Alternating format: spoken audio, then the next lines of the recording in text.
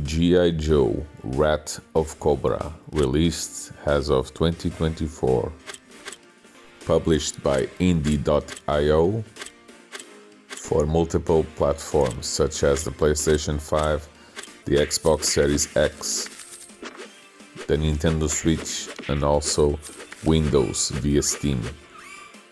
A physical release of the game was to be released in 2025 by Limited Run Games, but it is yet to be released.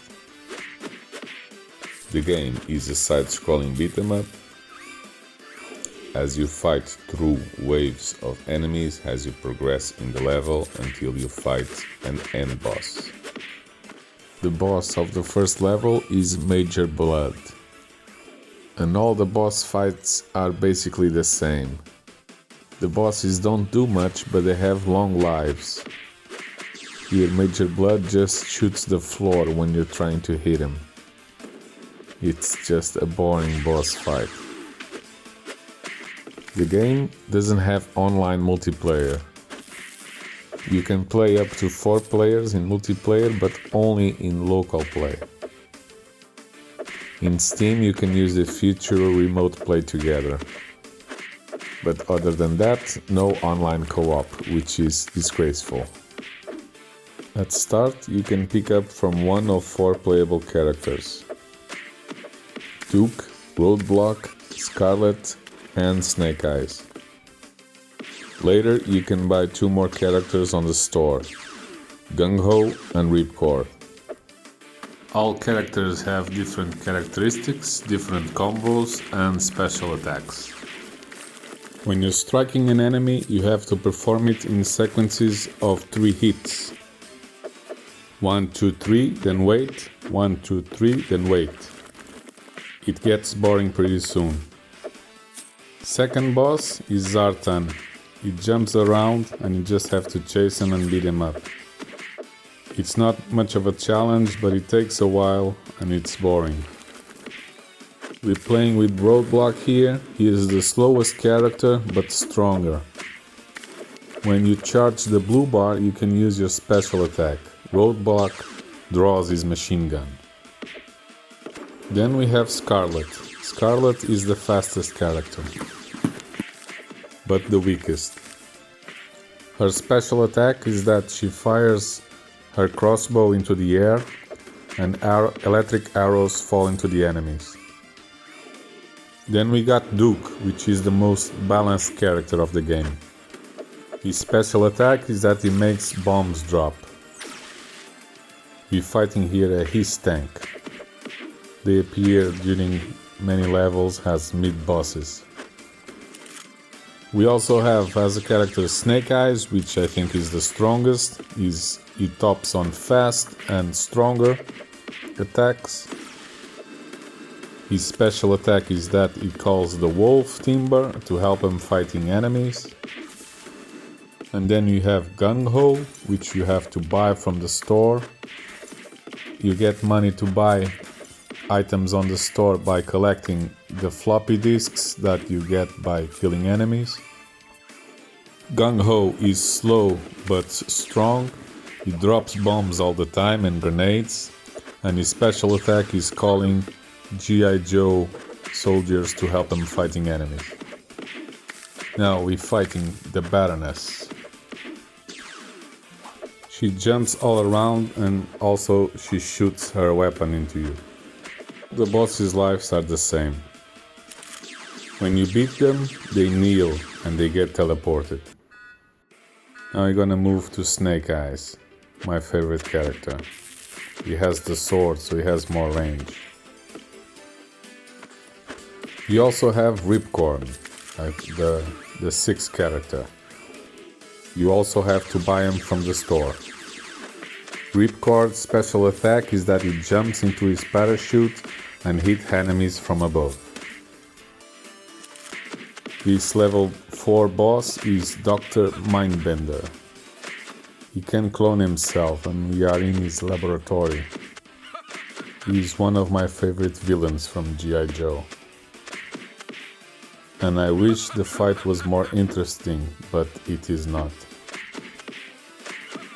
In level 5 we get into an arena where Cobra Commander and Destro are watching you fighting enemies. As for the enemies, I think LA Vipers are one of the strongest. They shoot weapons at you and they use a shield. This level boss is Firefly. He jumps around from one side to the other and he throws dynamite. Other strong enemies, I think it's a blue ninja that comes along and throws some kind of boomerangs, and the Cobra bats that can grab you from a distance. You can also grab firearms, which are useful against certain enemies, like this ferret. But as you press to shoot and going forward, it triggers a forward sliding attack and makes you drop the gun. And that happens a lot. It's like you need to be completely still while firing a gun. We have the ferrets again. They show up a lot during the entire game. They act as mid bosses.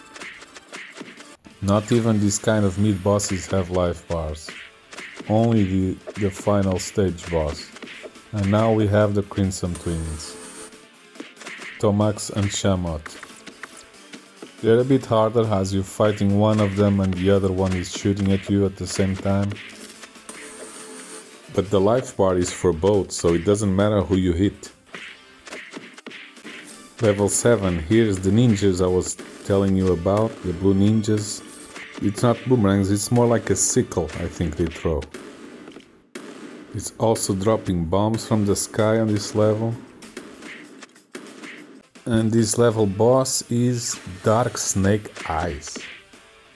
I didn't expect that to come as a boss. I mean, they had so many Cobras to choose from.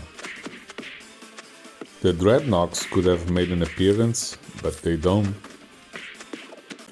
Level 8, we're fighting this snake battle armor, and these guys are all over the game. And they are so annoying.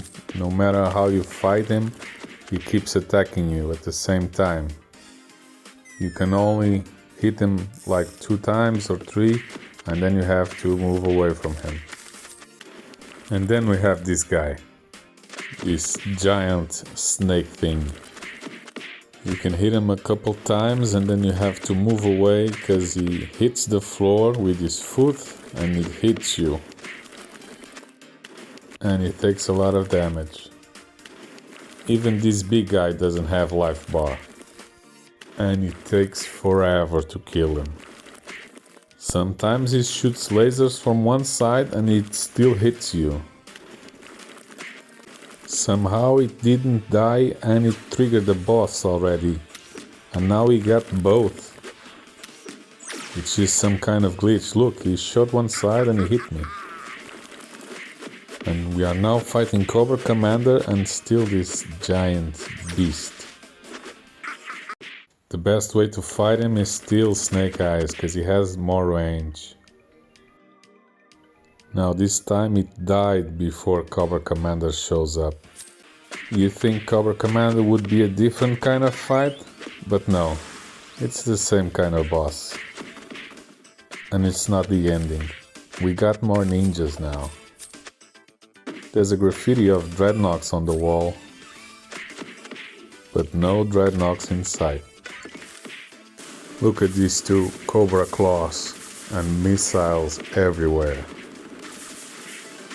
And now we're fighting the weapon expert Destro. He looks cool, but he doesn't do much. Just a tiny jump all over the screen and getting hit. No fun at all.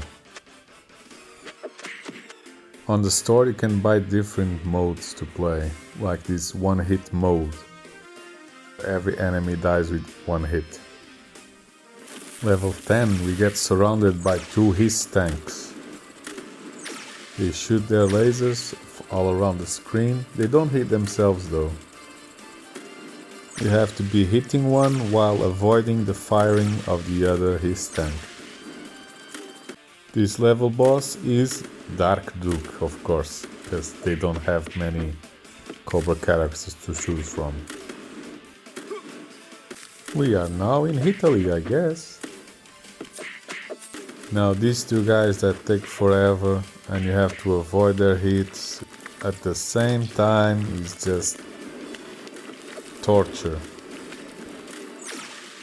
And we're fighting now Storm Shadow and his Snake Eyes against Storm Shadow. He throws some shurikens while you're trying to hit him. Similar to Major Blood shooting the floor, there is not much more to it, only that he is Storm Shadow. And he does that kind of jump, slicing with his swords. Now we are in the final level and we got to fight this duo again. And it's unbearable, but you have to beat them without losing a life because you're going to need them to finish the game. Finally, we reach Cobra Commander for one last time. And you fight him just like the last time we met on level 8. It's the same thing. Then we have his second form. He's inside the giant robot underground. And you have to hit the window while dodging his giant fists. And he also shoots a giant laser through. And after that we got to fight his final form, Cobra Commander Ultra, which is Battle Armor Cobra Commander. And that I was not expecting. But it's actually my favorite version of Cobra Commander. He has a shield and you have to go around and hit him while dodging the giant fists lasers. I guess it's a little more challenging than the other bosses. But overall, I don't recommend this game. It's boring and repetitive, falls very short from other beat-em-ups that have been released in these past years. And the time I wasted playing this game, I just wish I was playing Streets of Rage 4 or Shredder's Revenge. And as a G.I. Joe fan who wanted this to be a good game, it's even a sadder realization. Just don't play this. And after beating Cobra Commander, we got a cutscene of all the 6 Joes celebrating the victory. And I am also celebrating that I'm never gonna play this again. Goodbye, Cobra Commander.